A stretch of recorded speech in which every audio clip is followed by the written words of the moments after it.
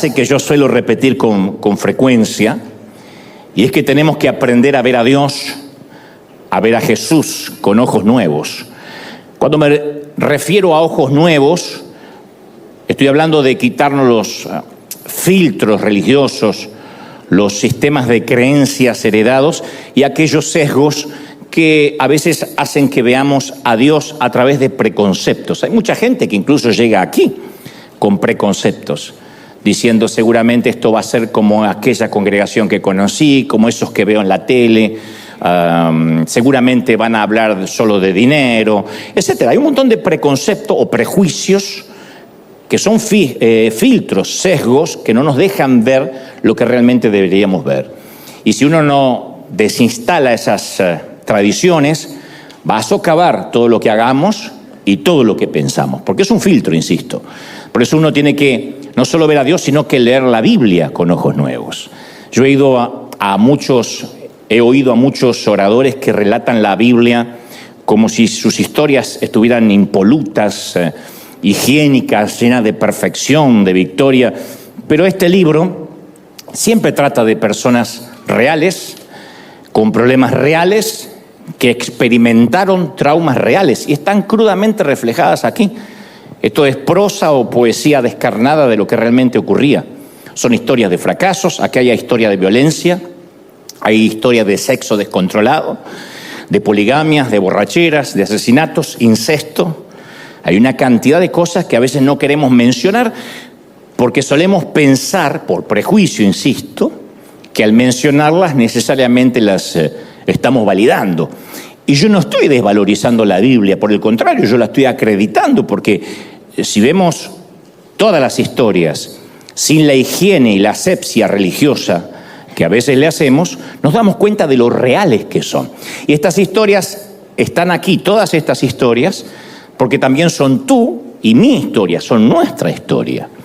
Muchos estamos cansados de oír la Biblia desinfectada, de todo aquello que no podemos explicar, o que se haga de este libro un manual de motivación, de agarrar las frases más bonitas, hacerlas repetir, y pensamos que esto funciona como las galletitas de Panda, a ver qué me toca, o como si fuera una suerte de horóscopo divino. Pero la Biblia está escrita con historias crudas, con historias reales, y las historias de vida esterilizadas e impolutas solo caben en libros religiosos inventados para controlar a la gente. Y eso puede funcionar muy bien para el Corán, para el libro del Mormón, pero no para el cristianismo.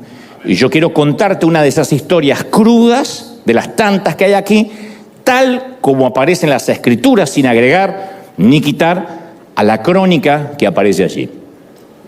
Aquella mañana pudo haber sido una de las tantas en la rutina habitual del Palacio de Jerusalén. El niño se despierta en su cuna real, porque es el principito, le cambian sus pañales reales, le ofrecen su biberón real con su leche real.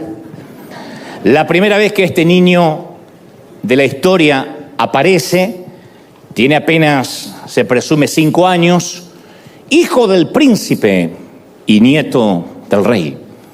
Tiene todos los privilegios que puede tener un principito, que jamás soñaría tener un simple cortesano, pero él es el rey o el futuro rey. Pero esta mañana la crónica dice que algo interrumpe el desayuno real de nuestro futuro rey, una tragedia, un infortunio inesperado, ¿no?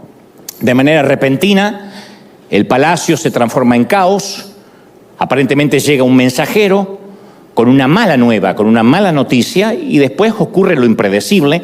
Hay gritos en el palacio, hay corridas, estupor, ruidos, que son sonidos poco familiares, que el niño de 5 años no alcanza a comprender qué es lo que está sucediendo.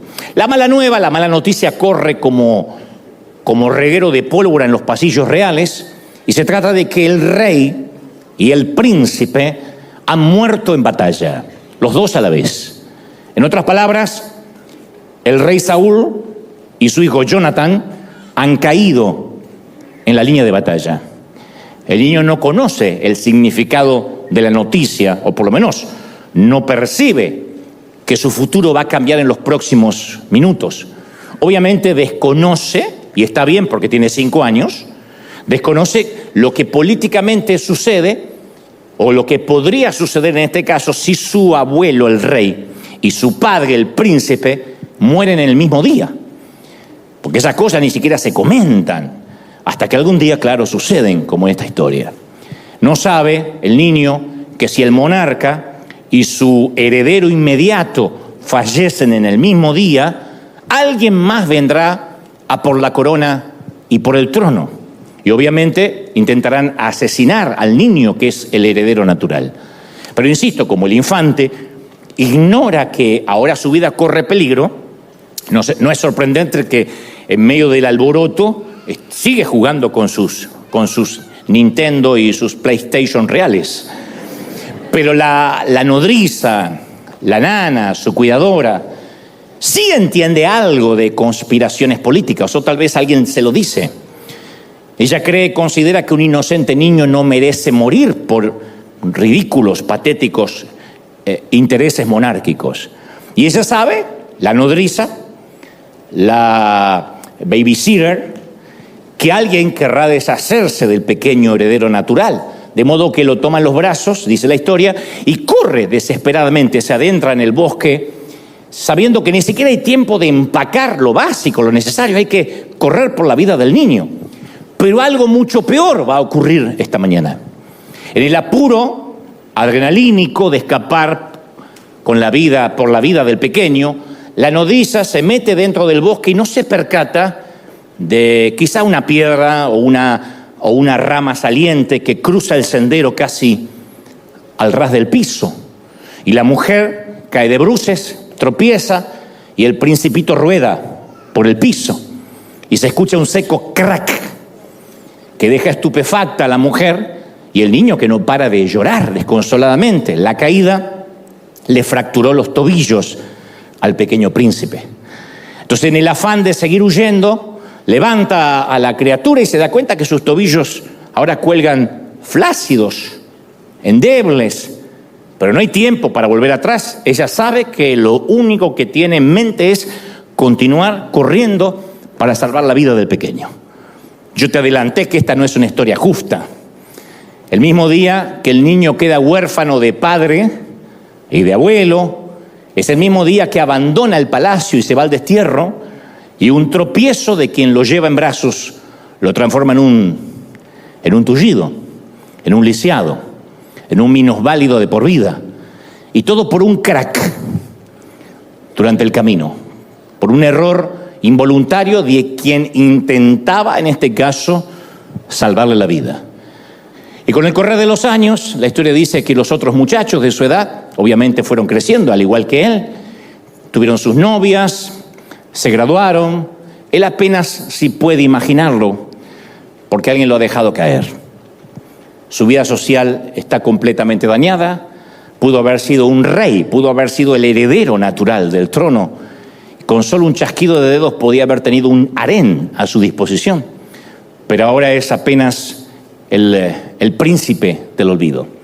Se llama Mefiboset. Tiene los pies, pero por sobre todo el espíritu quebrado. Y como dijo alguien por allí, no hay prótesis para eso. No hay prótesis para el alma quebrada. Y este es el primer punto que esta mañana quiero detenerme, porque la mayoría de los que hoy somos adultos vivimos un momento en nuestra niñez en que alguien nos dejó caer. Todos. Esto no es para revolver el trauma de nadie ni para que nos suicidemos en masa, sino que todos tenemos que reconocer que en algún momento alguien nos dejó caer. De hecho, los hombres que se relacionan con una mujer tienen que ser conscientes que están tratando con los resultados e influencias de las experiencias de la niñez, de esa mujer que encierra una niña en su interior. Lo mismo para las mujeres que conviven con un hombre adulto. También deben estar conscientes que están en continuo contacto con el niño que ese hombre alguna vez fue. Que no es lo mismo que casarte con un inmaduro, no estoy diciendo eso. Estoy hablando de que todo hombre esconde a un niño con un montón de traumas, crianzas, sesgos, como decíamos hoy, Entonces no hay que confundirse con el sonido glamoroso de los tacones altos, el maquillaje, los trajes de diseño del caballero. Uno tiene que aprender a oír el sonido de los pies pequeños, los pies formados por la adversidad, por los secretos escondidos. Un cónyuge puede conocer a su pareja, que está a su lado, solo si puede ayudarle a sanar en algún momento las heridas de su niñez. No hace falta ser psicólogo ni terapeuta para esto. Hace falta nada más sentido común. Todos tenemos ese dolor del crack que los cosméticos no pueden ocultar. Es el niñito quebrado quien tiene siempre cautivo a ese adulto que hoy es muy callado. Mi madre y nosotros, sus hijos, siempre nos quejábamos de los prolongados silencios de mi papá. Mi papá era peor que Homero Simpson, pero no hablaba nunca. Entonces las comunicaciones de mi papá eran... A lo sumo, en un esfuerzo sobrehumano, decía, pregúntale a tu madre. Eso era todo lo que decía.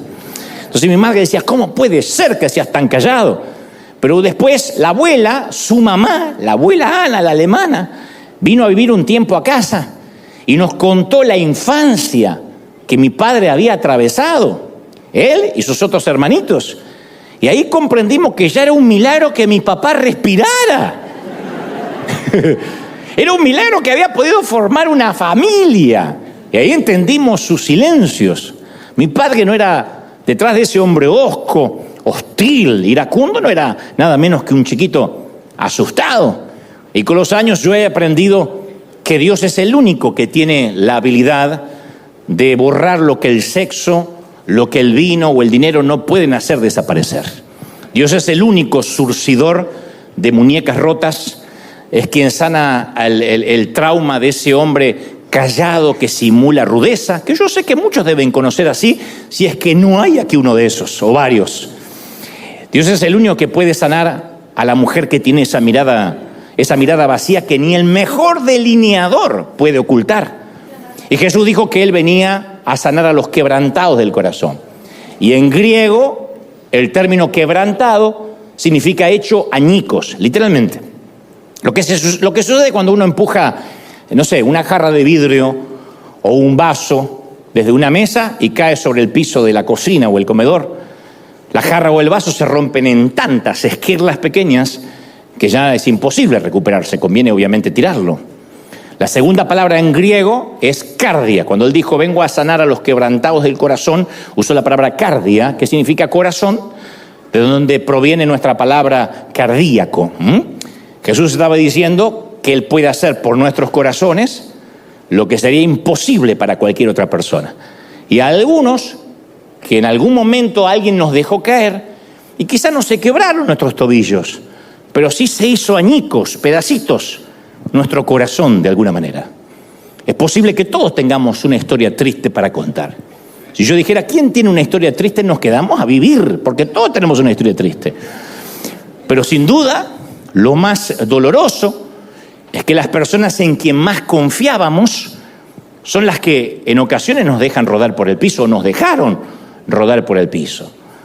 Porque es tu papá la que te dice que eres hermosa. El primer halago que vas a recibir del sexo opuesto va a ser de tu papá, tu primer novio. El primero que va a decir, qué linda que eres, aunque sea fea, tu papá te lo va a decir. Los papás siempre mienten. Es tu papá el que te va a decir, es un campeón, muchacho, aunque seas un perdedor. Es tu papá el que te lleva sobre tus hombros, el que pelea con los monstruos debajo de la cama, el que te dice que vale mucho, el que te dice, niña, no te conformes con el primer tipo que quieras llevarte a la cama. Pero un día, ese papá te abandona cuando más lo necesitas, o un primo cercano, en el peor de los casos, un tío, un vecino, un amigo muy allegado a la familia te roba, como digo siempre, lo más preciado que tenías, la inocencia. O quizá aún algo más complejo, que ni siquiera te atreves a contárselo a tu amiga porque esas cosas no se cuentan. Porque es algo que de algún modo no lo puedes explicar o no lo puedes articular. Pero quizá en la noche de bodas te sentiste violada por tu propio esposo. Por eso digo, es imposible contarlo porque te van a decir, ¿cómo? Si es tu marido. Pero aquella primera noche quizá no te sentiste amada, ni valorada. Y fue como un crack, silencioso, íntimo. Así que por el resto de tu vida de pareja decidiste tener sexo sin alma, sin tener que conectarte nunca más. Solo entregaste el cuerpo, pero cerraste tu corazón. Crack. Ese es el sonido, el denominador común de todos los casos. Alguien de pronto nos deja caer, haciéndonos o dejándonos tullidos del corazón, paralíticos del alma.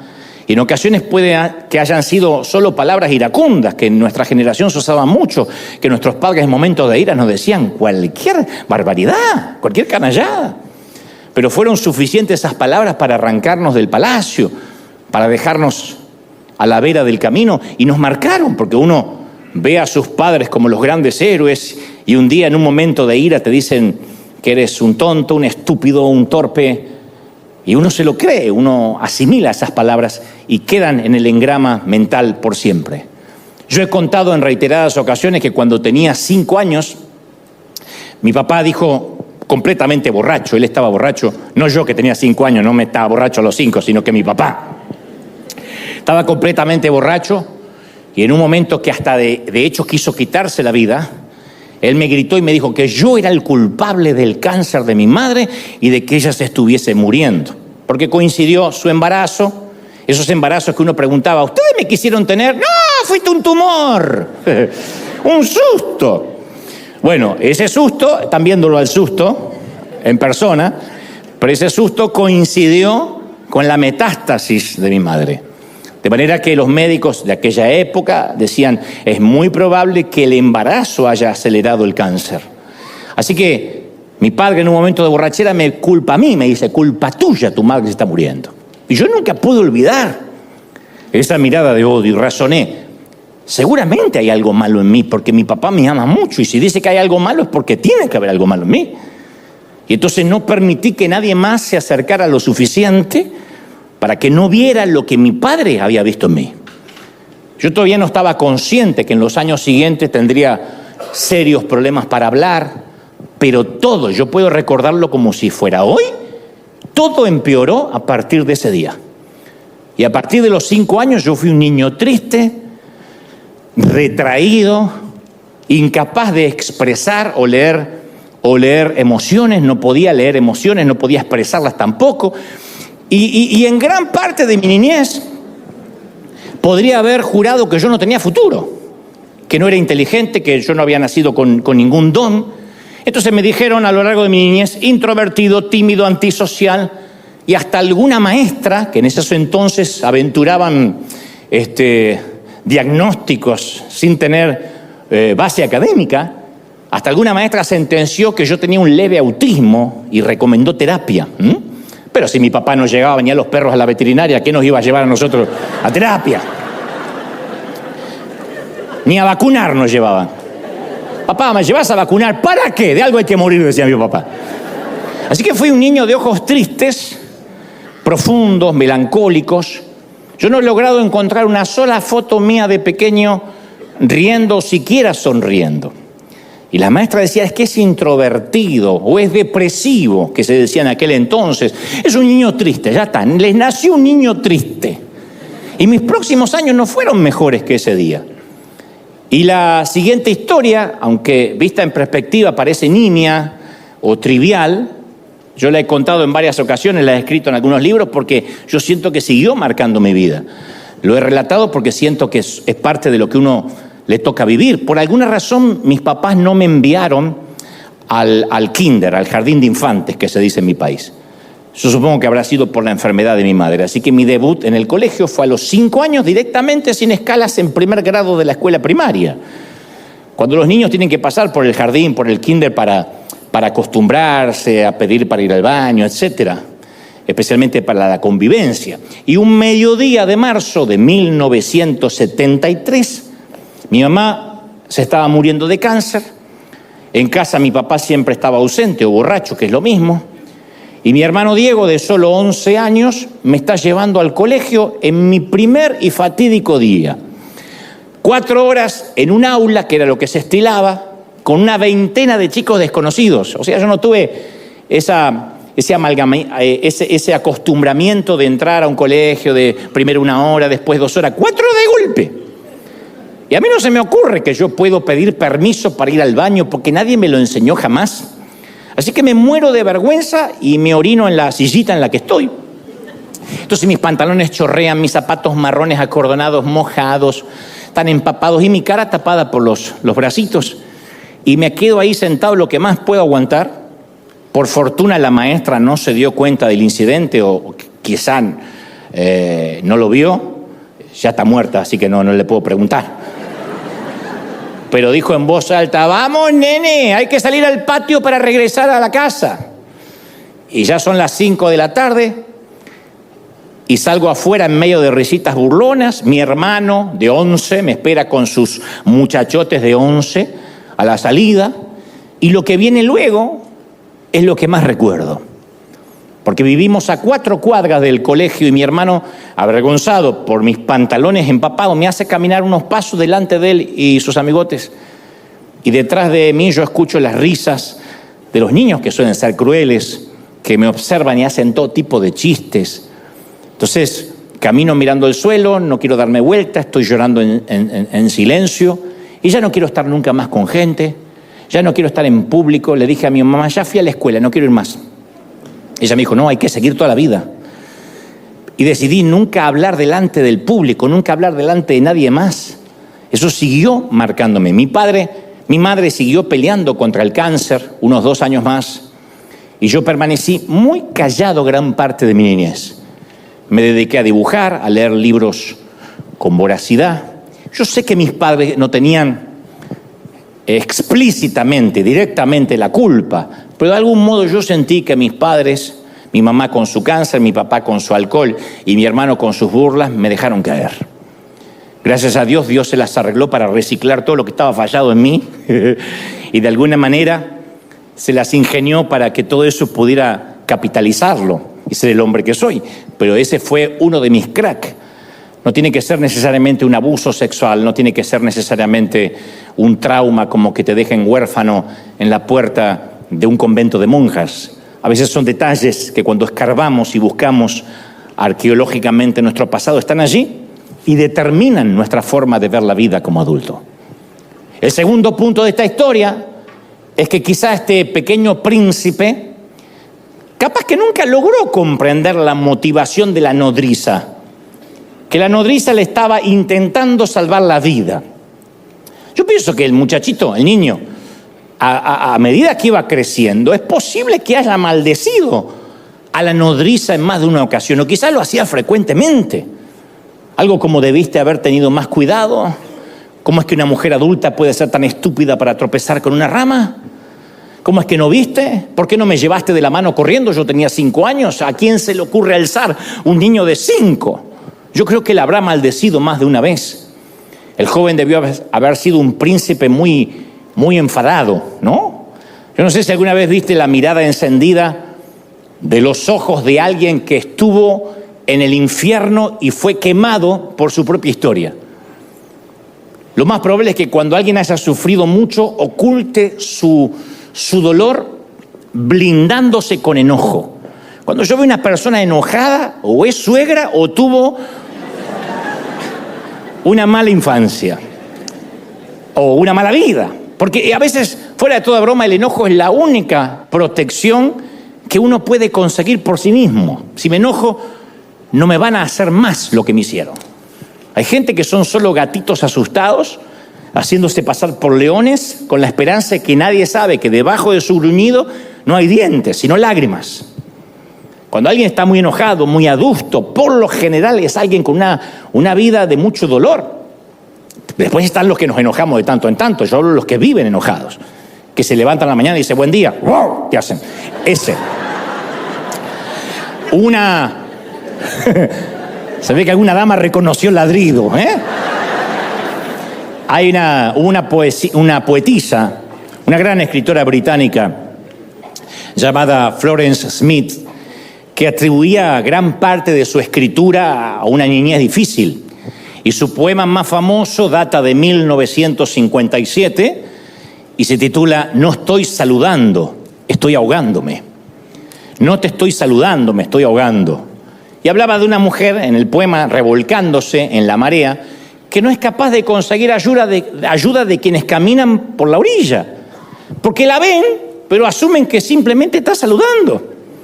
Así que continúan su camino, posiblemente hasta devolviéndole el saludo, dejando que se ahogue. No estoy saludando, me estoy ahogando, dice el poema. Y a veces, aunque nadie se dé cuenta, nosotros también estamos diciendo lo mismo. No estoy saludando, yo me estoy ahogando. Estoy solicitando socorro, pero a veces no logran vernos. Y cuando somos niños, ni siquiera sabemos cómo pedir ayuda. Yo digo siempre que las viejas heridas tienen una memoria muy buena, pero unas destrezas interpretativas abismalmente pobres. Porque cuando uno es niño, interpreta diferente lo que ocurrió. Eso se llama recuerdo del recuerdo. Es cierto que el dolor mantiene los recuerdos frescos, pero también el dolor tiene un recurso, el cerebro.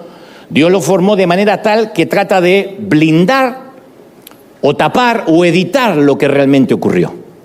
Y en ocasiones eso está bueno, porque uno no recuerda todo el trauma, pero a veces llegamos a conclusiones equivocadas. Y entonces buscamos siempre a una nodriza a quien culpar lo que nos pasó. Y yo he aprendido con la vida que en el juego de la culpa nunca gana nadie. Esto es como en el casino, siempre gana la casa, nunca el jugador. La gente que culpa a otro de sus propias emociones pasan toda la vida haciendo responsable de su destino a alguien más. Y dice, no, a mí me fue mal en la vida porque mis padres me criaron mal, porque yo nací en la pobreza. Otro dice, no, yo vivo endeudado, pero es por culpa de este gobierno, ¿eh? En el gobierno anterior también estabas endeudado. Sí, pero un poco menos. Otro dice, no, yo no me acerco a la iglesia porque no me acerco a Dios porque parece que un pastor, un cura, un rabino me traicionó. Entonces ahí me curé de espanto y me vacuné. A propósito, hay un libro que leí hace poco que se llama Anatomía de la Estupidez, que te lo recomiendo, Anatomía de la Estupidez. No se lo regales a un amigo porque va a pensar que no es indirecta. Pero me gustó la frase que dice, la estupidez no es un defecto intelectual, ni es un defecto congénito. Por eso cuando uno le dice, pero no seas estúpido, no es un insulto, porque no es un defecto congénito y bueno, mi papá era estúpido, mi abuelo era estúpido y yo heredé. No, es una condición aprendida. Uno tiene que aprender, hace un curso de estupidez. Y parte de la estupidez aprendida es el victimismo. Eso es una estupidez aprendida por excelencia. Cuando uno se hace la víctima, cuando dice, bueno, tiene que ver con el afuera, con lo que me tocó. Una nodriza tuvo la culpa de que yo esté como esté. Cuando uno vive culpando al otro, lo único que vamos a lograr es enojo. Y el tercer punto de esta historia es cómo habrá vivido este mismo trauma alguien que siempre que se habla de este tema la ponen como una actriz de reparto, pero caramba, es vital en esta historia, la propia nodriza. Porque siempre uno se detiene en el pobre muchachito que quedó lisiado por el infortunio y el accidente. ¿Y la nodriza? La culpa que habrá tenido esa mujer que soportar durante años, ¿o no? ¿Cuántas veces habrá soñado con aquella huida del palacio una y otra vez? ¿En cuántas ocasiones habrá repasado aquella trágica mañana pensando si hubiese salido más tarde, si hubiese salido antes, si hubiese tomado otro camino, si hubiese mirado para abajo, si en vez de para el bosque hubiese huido para el otro sitio? El muchacho está bien, no sería un príncipe porque está desterrado, pero al menos tendría sus extremidades firmes. ¿Cuántas ocasiones habrá dicho por qué dejé caer al niño? Y encima sumado a que el muchacho la culpa todo el tiempo. Yo escucho a mucha gente que lucha con una imagen distorsionada por algún suceso del pasado y quedan ensimismados en eso que ocurrió. Hay mujeres que me han dicho en alguna ocasión, mi madre me decía que, en alguna consejería, ¿no? Mi madre me decía que yo era tóxica y yo creo que tiene razón. Yo daño todo lo que toco, contamino todas mis relaciones. Otro dice, no, mi esposo era un abusador, pero mi segundo esposo también lo fue, así que de alguna forma yo creo que atraigo ese tipo de hombres y me lo merezco. Otra dice, no puedo tener hijos, supongo que es un castigo por algo que hice en el pasado. El tema siempre es el mismo, ¿qué hay de malo en mí? Y al revés del que se victimiza, que es parte de la anatomía de la estupidez, hay otros que sufren el complejo de ser culposo. Si fuera uno de esos oradores modernos, diría al que está a tu lado, no seas culposo, pero no te voy a hacer pasar momentos así. Pero yo sé que hay muchos culposos que se sienten culpa por todo. Y cuando eso sucede, ¿qué hacemos? Buscamos relacionarnos y acercarnos a gente que nos sigue haciendo sentir más culposos. Es como que nos atrae. Y eso tiene que ver con una cuestión natural. Si creciste en una casa que todo era una locura. ¿Vieron que hay casas que todo es una locura? Todos a los gritos. ¡Pásame la sal! Todo es así. Entonces, la locura para ti es tu normalidad. Si el griterío y los berrinches llenaron tu mente cuando eras chico, el griterío es tu pista de audio en tu vida adulta. Todo lo tienes que hacer gritando. Hay gente que hasta adora a Dios gritando. ¡Señor! Porque cree que Dios tiene un problema de sordera como el marido. Entonces grita. El grito es la banda sonora. Si tu familia fue fría y poco expresiva, sueles arrastrar ese tipo de trato hacia tu pareja. Porque dices, bueno, mi papá era frío. Mi papá no te decía ni buen día. Uy, ¿por qué tenés que repetir el patrón? ¿Y por qué así era mi papá? Y el abuelo, peor.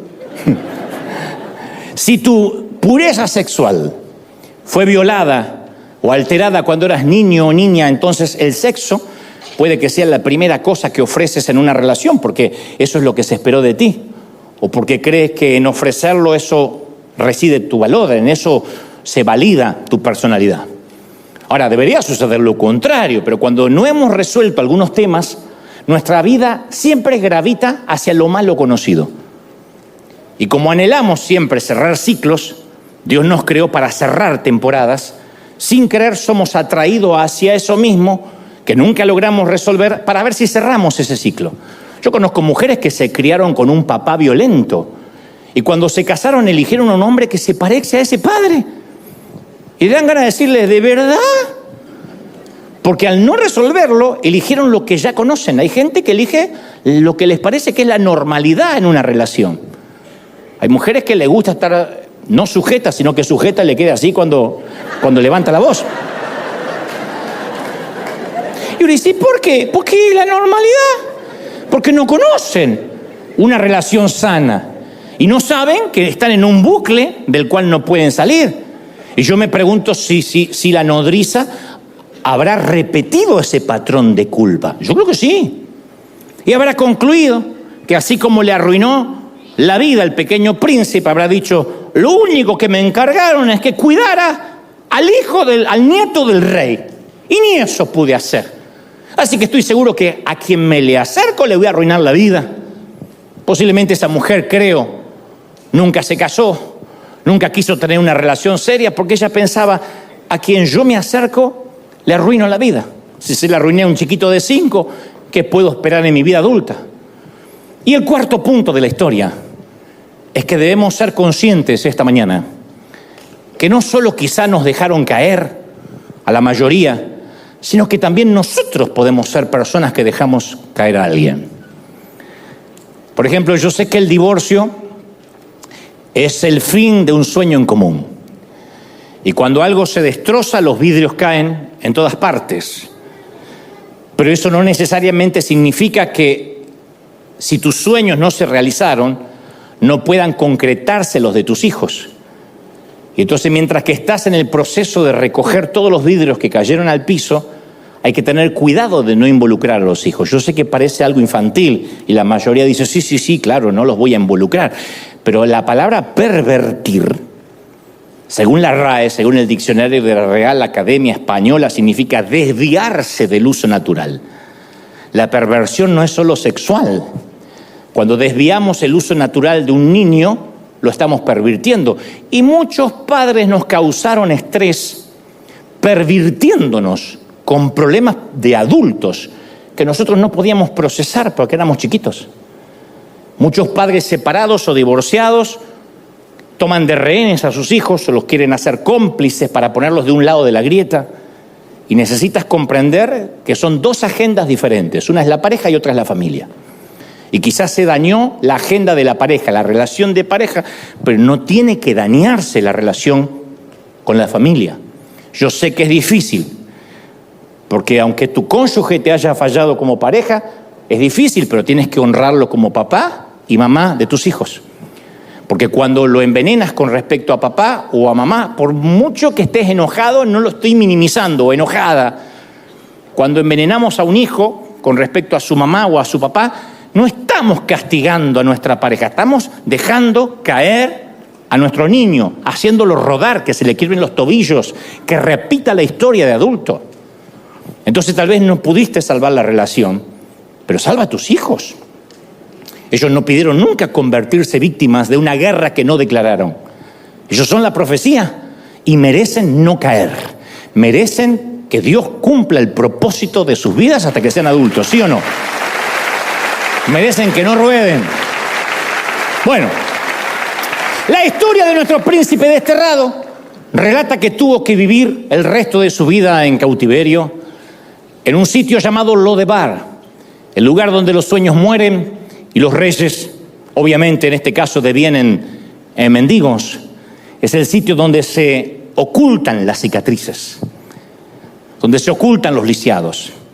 Yo hace un tiempo di un mensaje que se llama Bajo la Rosa, que lo pueden buscar. Bajo la Rosa viene de una expresión del latín sub rosa.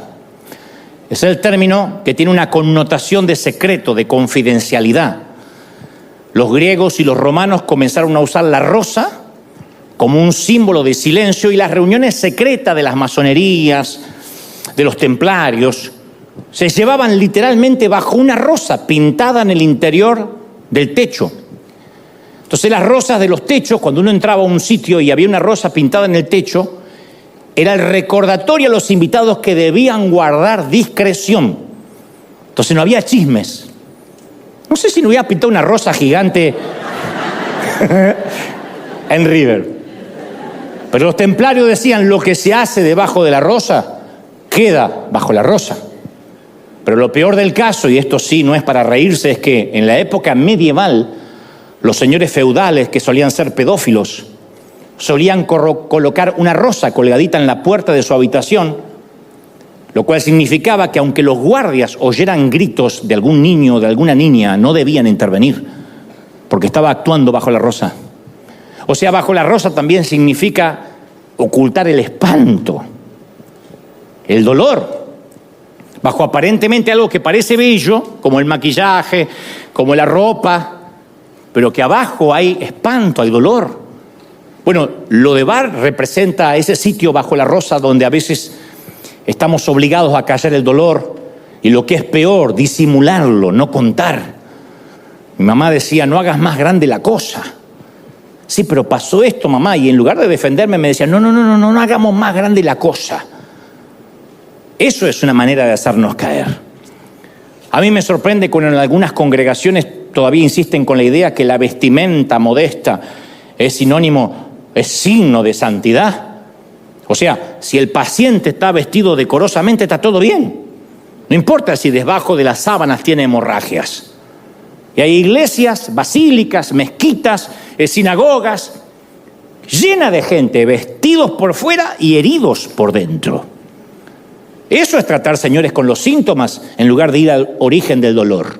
Entonces uno no puede ignorar el dolor pintando una rosa en el techo, ya está. Somos salvos y ya está.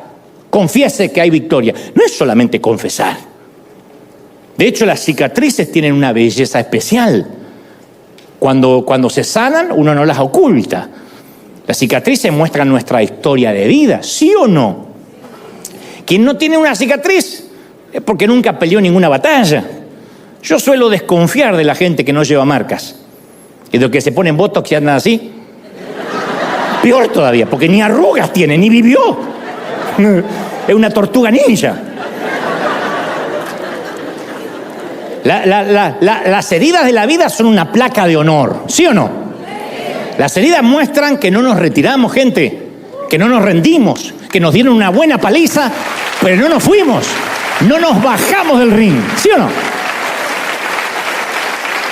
Yo a mis 15 años tuve un accidente en la carpintería. 15 años fui a trabajar en la carpintería de papá y me corté 2 dedos de mi mano derecha, y durante mucho tiempo yo escondí esta mano para que no se me vieran las cicatrices, especialmente si estaba dando una entrevista, lo que sea. Yo siempre trataba de esconder la mano. Pero con el tiempo me di cuenta que esas marcas hacen que mi mano sea única. Tiene una historia que la tuya no tiene. Y fundamentalmente tiene cierta belleza que la hace especial. Como dijo alguien, las heridas sanan, pero nunca te avergüences de la cicatriz. Recuerda que Jesús las eligió llevar y no se avergüenza de tenerlas en sus manos porque le recuerdan tu vida, mi vida, ¿o no? Pero como suele suceder en estas historias, de pronto, ¡fum!, tiene un giro inesperado. La historia de nuestro principito olvidado. Pasan algunos años, presumimos que quizá 20, 25 años más, y el rey David, que es el nuevo rey, que ahora estaba ocupando el trono de Saúl, el abuelo del príncipe olvidado, esta mañana se levanta un tanto preocupado. Es probable que anoche haya tenido un sueño recurrente, o quizás solo se trate de una corazonada. Así que David llama a sus asistentes y se le ocurre preguntar si acaso pudo haber quedado con vida algún descendiente del antiguo rey. Él dice algo como, sabes, no puedo dormir, me levanté pensando en mi amigo Jonathan, el príncipe Jonathan. Yo nunca supe si él acaso tuvo un hijo, si ese hijo existe en alguna parte, quizá le sobreviva algún principito, a alguien que tenga que ver con ese linaje. Se lo debo a mi amigo, aunque está difunto, se lo debo. Y en ese entonces había un tal Siba, un sirviente, un asistente que de alguna forma era el puente entre dos gobiernos, porque había servido al rey Saúl, al extinto rey Saúl, y ahora servía al rey David. Le dice, sí, David, ha quedado un hijo. Es un hijo de Jonathan, pero sabes, vive en el exilio, oculto en algún lugar llamado Lodebar. Allí suelen ir los mendigos, la gente en situación de calle. David no puede creer lo que está oyendo, no da crédito. Entonces da la orden de inmediato a sus hombres y dice, ¿pero qué están esperando? Mándenlo a llamar. Díganle que quiero que venga al palacio ya. Es el hijo de mi amigo, es un príncipe, aunque no sea el heredero natural de la corona. Pero Siba se acerca y le hace una aclaración, le dice, es que hay un pequeño problema, su majestad. El hombre es lisiado. Por mucho que lo llamemos, no va a venir por sí mismo. Podemos hacer un comunicado oficial por cadena nacional y él no puede venir. Y yo creo que hoy, ahora mismo en esta mañana, hay mucha gente así, o tarde o noche, conforme el uso horario donde me estén viendo, en esa condición. Hay gente que sabe que tiene una segunda oportunidad y ha escuchado el edicto del rey, pero están demasiado quebrados para regresar. Yo he tratado con mucha gente así en los últimos años. Gente que dice, yo quiero hacer las cosas bien, pero sabe, no puedo. La vida les pegó demasiado duro y ya no pueden caminar, no pueden por sí mismos acercarse a Dios. Saben lo que tienen que hacer, saben que lo que están haciendo no es correcto, pero no pueden levantarse. Tienen la intención, pero esa intención queda entre el origen y el destino, como Mefiboset, como este muchacho, que supongo que con la mente daba la orden de caminar, pero sus piernas no le responden, la orden queda en el origen y no llega a destino. Así que cuando el rey David se entera de esto, lo resuelve de manera pragmática, práctica. Le dice a Siba que vaya hasta Lodebar, que tome algunos carruajes de la corte y que lo traiga, lo cargue y lo traiga de regreso al palacio. Ese día también llega para todos los minusválidos del alma. El día en que alguien te va a buscar. En este caso, una comitiva real llega a Lodebar y al llegar, alguien toca, me encanta este efecto, así que lo voy a poner en casi todos los mensajes.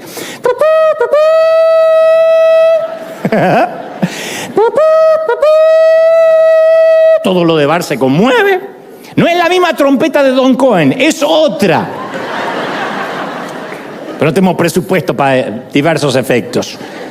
Y el vocero del rey desenrolla un pergamino ante el lisiado y dice, el edicto real proclama que regreses a tu condición de príncipe. El rey ha dispuesto que te sientes a su mesa junto con el resto de sus príncipes, sus hijos, a partir del día de la fecha, sea edicto y sea ley. Y el que fue llevado algún día siendo niño en brazos del palacio al silencio, hoy también regresa en brazos, siendo adulto, del silencio al palacio. Claro que traer de regreso al presunto mendigo es un riesgo. Sentar a la mesa a un proscripto, a un paria, a quien vivió refugiado toda su vida y no se sabía nada de él, no es algo que todo el mundo va a entender. Eso es un riesgo. Hay una frase que siempre me fascinó, que es la frase riesgo calculado, que fue un invento en la jerga militar en la Segunda Guerra Mundial. Los generales calculaban el riesgo de cuántos soldados o inocentes perderían la vida con una misión que tenían que llevar a cabo. Y la frase riesgo calculado después se hizo famosa, se popularizó en los círculos comerciales, en los recursos humanos. Antes de contratar a alguien, se calcula el riesgo si el valor potencial a obtener supera el costo para alcanzarlo, y si supera el costo, damos el salto, gestionamos el riesgo. Tu esposa dice: mamá quiere venir a casa, tienes que ver el riesgo. ¿Soporto la suegra o tengo problemas con mi mujer? Soporto la suegra, riesgo calculado. Todo está bien, pero ¿qué sucede cuando el cristianismo se convierte en una cuestión de gestión de riesgos? ¿Qué pasa si nuestras iglesias están constantemente calculando los riesgos del qué dirán? ¿Qué sucede cuando los seguidores de Cristo nos volvemos reacios al riesgo y no queremos correr riesgos y nos quedamos en la zona cómoda? ¿Qué ocurre cuando los cristianos miramos desde la orilla a gente que no está saludando, sino que se está ahogando, y nosotros la saludamos? No, es que no me quiero mojar. Es que cuando uno lleva demasiado tiempo sentado a la mesa del rey, es muy probable que la memoria se nos haga frágil. Y uno se siente ya hasta con derecho de estar en la mesa real, y nos olvidamos que algún día también fuimos quebrados.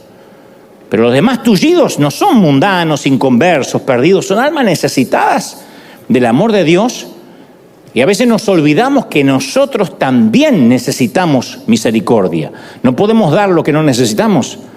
Entonces tenemos que irlos a buscar a los que están demasiado quebrados para poder venir. No todo el mundo vendrá a la iglesia el domingo y va a hacer la fila desde las 6 de la mañana. A veces tenemos que levantarnos y ayudar a alguien a sobrevivir. A veces a alguien hay que decirle: vamos a la iglesia y después te invito a almorzar, aunque te cueste algo. Eso es un riesgo calculado. Pero tenemos que ayudar a que los demás superen lo que nosotros ya superamos. Dios toma a los que estamos hechos trizas y heridos y nos rehabilita, pero no para ponernos después en un museo, sino para que seamos portadores de esa sanidad, para que entendamos al que está quebrado, ¿sí o no? Entonces, nuestro propósito está donde alguna vez estuvo nuestra miseria. Nuestro propósito no es sentarnos en la mesa del rey. Ahora me vengo todos los domingos y estoy 2 horas. No. Nuestro propósito no es sentarnos a la mesa y discutir sobre servilletas, copas, manteles. Nuestro propósito siempre ha estado en Lodebar. Ese mismo lugar en el que hemos llorado alguna vez es el que va a traer sanidad a aquellos que son tocados por el mismo dolor. ¿Soy claro, sí o no? Ese es el lugar donde debemos regresar para ayudarlos a salir de su confinamiento. Romanos 9:23 dice: y para hacer notorias las riquezas de la gloria, las mostró con los vasos de misericordia. Dios nos llama vasos de misericordia, porque somos misericordiosos, porque hemos recibido misericordia. ¿Habrá alguien que no necesite perdón de Dios aquí? Que diga: no, para mí Jesús murió en vano porque yo ya era santo. ¿Habrá alguien así? Ni los argentinos son así, mirá lo que te digo. Ahora, los ex desterrados, tenemos una compasión que únicamente viene de haber sido desterrados también. ¿Uno entiende esa gente? Nuestra miseria tiene raíces en los recuerdos de nuestras propias tragedias. Si alguna vez superamos una tormenta, tenemos una actitud muy diferente a aquellos que nunca la atravesaron. Una mujer que sobrevivió al cáncer va a entender a otra mujer que padece lo mismo. Alguien que atravesó un divorcio no va a juzgar a aquel matrimonio que tiene crisis. Y quiero contarte algo más, que es el final más asombroso. La Biblia narra que Mefiboset llega en brazos de Siba al palacio, se pone las muletas como puede y luego se postra ante el rey. Y el rey le dice: no tengas temor, porque yo haré contigo misericordia, para eso te mandé a llamar. Porque yo amaba a Jonathan, tu padre, y de alguna forma amaba a tu abuelo. Así que te voy a devolver todas las tierras de tu abuelo y de tu padre. Y otra cosa más, tú comerás siempre a mi mesa. No te voy a poner una mesa ahí de servidumbre, tú vas a comer con mis príncipes, con mis hijos. Y luego llama a Siba, el que lo había ido a buscar, y le dice: todo lo que fue de Saúl y todo lo que fue de su padre Jonathan, dáselo a él, todas las tierras. No sé quién viva ahí, echa quien tengas que echar, pero devolverle las tierras. Estaba lleno de hispanos esa tierra que se había metido. Argentino, salvadoreño, mexicano. Y dice: ¿qué pasó? Pero los tuvieron que sacar. Le dice: tú le vas a labrar las tierras, le dice a Siba, vas a almacenar en los graneros para que a él nunca le falte el pan, pero él siempre a la hora del almuerzo y de la cena, él come acá con mis hijos. David le restituyó todo lo que había perdido, se lo dio todo. Los años que no pudo tener, se los restituyó. Díganme si ese no es Dios, ese es nuestro rey. Pero esto es lo que más me asombra. Mefiboset terminó sus días siendo lisiado. Eso nunca fue sometido a una operación. Nunca se habla de una sanidad milagrosa. Él siguió dependiendo de las muletas para trasladarse de un sitio a otro. Así siguió su edad adulta hasta la vejez. Entonces, cuando uno imagina esta historia, puede cometer el error de pensar que era un mendigo sentado a la mesa del rey. ¿Cómo quien sienta a un indigente en la mesa de Navidad? Hay de los que dicen: sabe, era una Navidad y pasó un indigente pidiendo pan. Le dijimos: siéntese aquí. Y el pobre apenas se lavó las manos y se sentó. Podemos llegar a pensar de que es un mendigo sentado a la mesa del rey, un lisiado. Pero se nos escapa un detalle. La esencia de Mefiboset, aunque vivió gran parte de su vida adulta en una cueva, era de príncipe. Él nunca dejó de ser el hijo del príncipe y el nieto del rey. Y yo quiero que te grabes esto. No importa cuánto tiempo te hayas mantenido alejado de Dios, tu condición real nunca ha cambiado. Nunca. Never. Jamás. Ahora, puede que huelas mal y apestes un poco, pero tienes alma de príncipe. Tienes sangre de rey, ¿sí o no? Que esta no es una excusa para no bañarse. Pasa que tengo sangre de rey. No, hay que bañarse. Así que no te imagines una mesa donde se sienta el rey, sus hijos príncipes y un mendigo, un intruso que está ahí metido. No. De hecho, dicen que un fotógrafo de la revista de aquel entonces, Caras de Jerusalén, estuvo allí y retrató la imagen del primer almuerzo en el cual Mefiboset se sentó a la mesa del rey. Y obviamente nosotros somos River Arena y tenemos contactos. Llamé a Bukele. No sé qué tiene que ver Bukele con Jerusalén, pero es el único presidente al que tengo acceso por ahora. Y tuvimos acceso a esa casi secreta fotografía familiar que está aquí.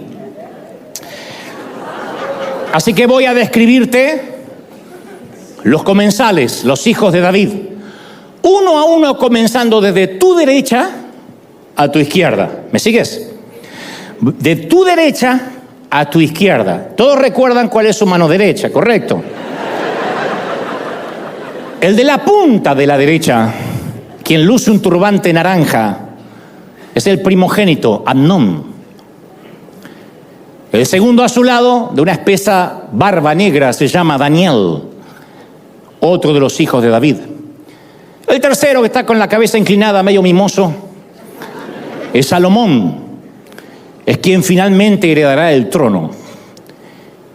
El cuarto, siempre de derecha a izquierda, con el turbante rojo, es Adonías, otro de los hijos de David. Y llegamos a quien luce la corona, el rey David. El siguiente a la izquierda inmediata del rey es Absalom. El que le sigue al rey es Absalom. Es que el que tiene el cabello más largo, nada más que se lo tiene que recoger para el almuerzo. Luego a su lado la bellísima Tamar, por supuesto. Casi detrás de ella aparece Cefatías. Los dos de la punta izquierda, los últimos dos, son Simá, los últimos dos de la punta izquierda, de turbante turquesa y el otro de no sé qué color, son Simá y Eisama. Y el tercero, contando desde tu izquierda, quien luce una vincha y parece el más galán y argentino de todos. Acércame, director, el tercero de la izquierda, empezando de la izquierda, de izquierda a derecha. Ese es Mefiboset. Mefiboset es el que no tiene turbante. Es el que se parece Pasión de Gavilanes a las 7, 6 centro. Dicen que fue el primer argentino de la historia.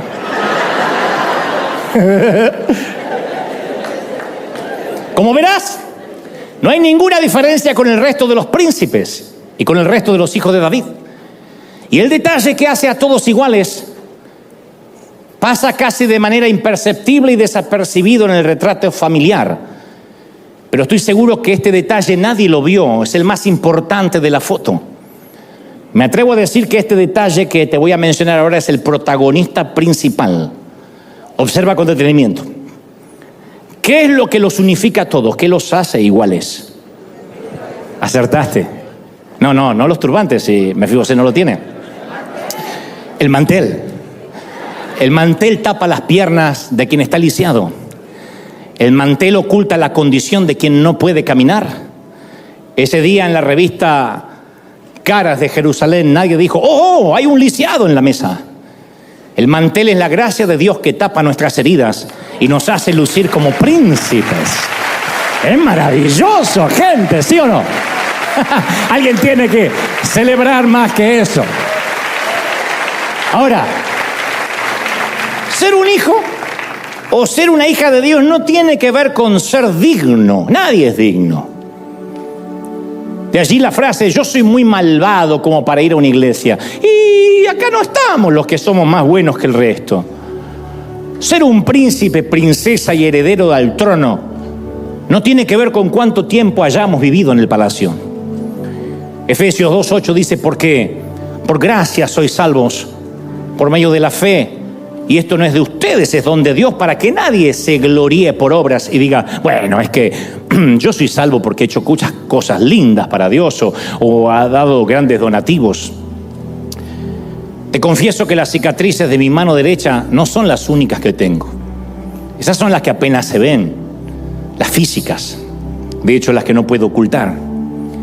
Pero tengo cicatrices mucho más feas en el alma y marcas en el corazón que no podrías imaginarte nunca. La historia de cuando me oriné en los pantalones no es mi peor historia, es la que puedo contar.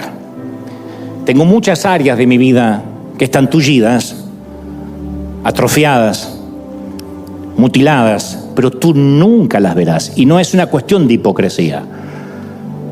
Así es como yo tampoco, ni nadie más puede ver tus marcas. Y no es porque no las tengamos, o porque finjamos, sino porque el mantel de la mesa de nuestro rey las oculta. Y él nos mandó a llamar a su mesa. Y el mantel de su gracia oculta todo lo que no quisiéramos que se vea. ¿Ah? Y nos hace ver y lucir como príncipes. Y aunque muchos no podemos contar que volvimos a caminar sin muletas, muchos tenemos que decir, yo todavía dependo de muletas. De la infancia que tuve, de los traumas que me acompañan. Muchos no podemos decir, desaparecieron mis cicatrices. No, las tenemos. Pero sí todos podemos celebrar que el mantel del reino a todos nos queda bien. Por lo menos yo lo veo a todas como princesas, como príncipes. Así que voy a despedir a la gente que me ve por streaming. Aquí nos vamos a quedar cantando El Rey te mandó a llamar. Y a la gente del resto del mundo, a los príncipes, a las princesas. Estas son de las historias que no hay que agregar mucho. Son de las que hay que quedarse meditando, pensando en lo más maravilloso que nos pasó. El mantel nos hace diferentes. No podemos hacernos petulantes cuando uno recuerda que hay una hora en que el almuerzo se termina, gente. Hay una hora en que Absalón dice, papá, voy a trabajar. Salomón dice, voy a seguir, no sé, escribiendo poemas, prosas. El otro se levanta, Amnón, y dice, voy a seguir practicando con mi espada. Hay solo uno que se queda al final, después del postre, a la hora del café. Es el que tiene que esperar por ayuda. Y viene Siba, le trae una muleta, le trae la otra, y con sus pies tullidos se va a sus aposentos. Nadie piensa que él no es príncipe. Ni las heridas lo hacen alguien menor. No es una minusvalía lo que determina su identidad. Pero él sabe que está allí por gracia. Yo supongo que hay príncipes que quizás lucirían bien sin el mantel. Yo soy de los de Mefiboset. A mí es el mantel lo que me queda bien. No hay trajes, no hay maquillaje, no hay luces que puedan hacerme lucir como un hijo del rey, sino es su gracia, su perdón. Soy un hombre roto como la mayoría, un hombre con partes tullidas, con cicatrices espantosas, pero por alguna razón algo me envuelve aquí y durante la semana, y entonces lo que era feo se transforma en algo bonito, en algo atractivo. Eso no es un don natural, eso no es nacer con una estrella, ni tener una estima alta o sana. Eso es saber que la gracia hace lo que las muletas no pueden lograr. La gracia nos sienta a la mesa y nos dice, así como has sido perdonado y amado, así tienes que perdonar y amar a otros. La invitación a sentarse a la mesa está para todos, Todos los que quieran sentarse. Ese aplauso grandote al Rey de Reyes, al Señor de Señores. Chao, gente. Hasta la próxima.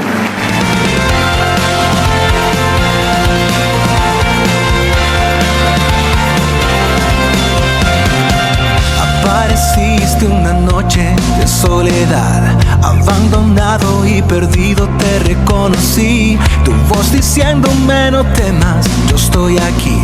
El Padre me envió por ti.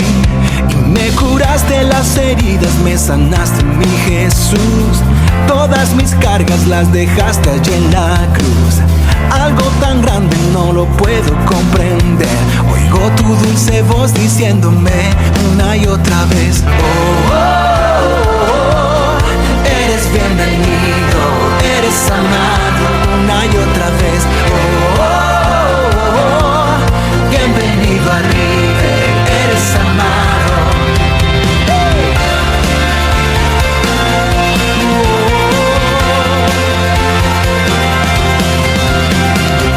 Apareciste en una noche de soledad, abandonado y perdido te reconocí. Tu voz diciéndome no temas, yo estoy aquí. El Padre me envió por ti. Y me curaste las heridas, me sanaste, mi Jesús.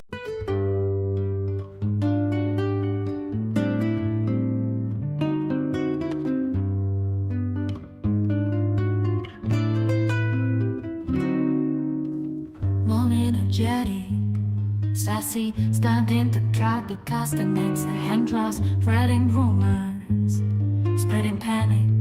She's just my innocent little Chewbacca.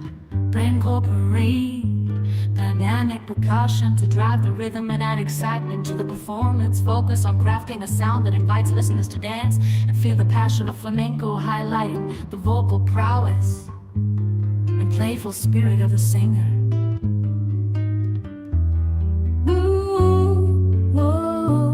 Slow down, no need to be so frantic.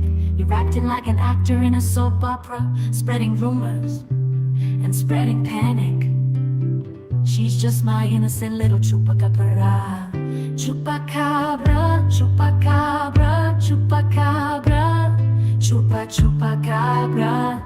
Chupacabra, chupacabra. She's so innocent, she's my chupacabra. Walking down the street, Chupacabra on a leash. Everybody's staring and everybody's glaring at me. When went down to the park, waited till it was dark. Nobody wants to play, so I wait till they go away. Yeah, I wait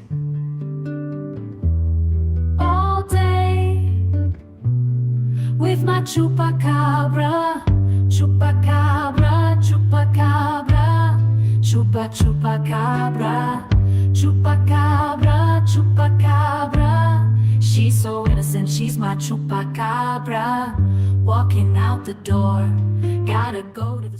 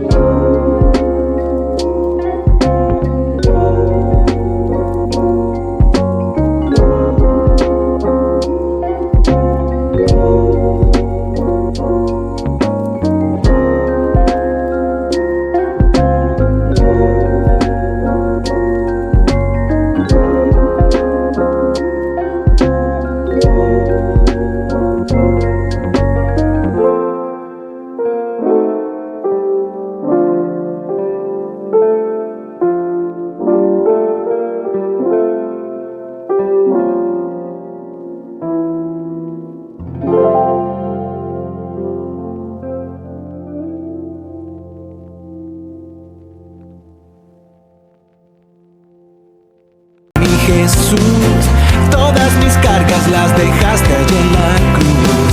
Algo tan grande no lo puedo comprender. Oigo tu dulce voz diciéndome